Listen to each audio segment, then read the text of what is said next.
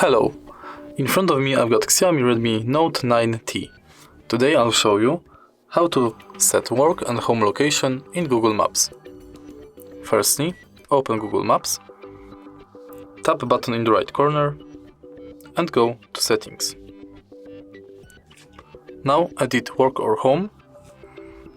Let me remove recent pins and tap on Home.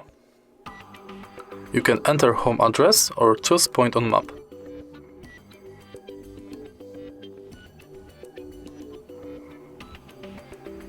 Same thing with work.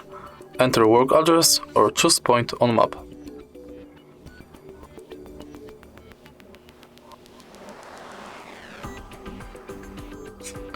And now you can easily navigate from work to home.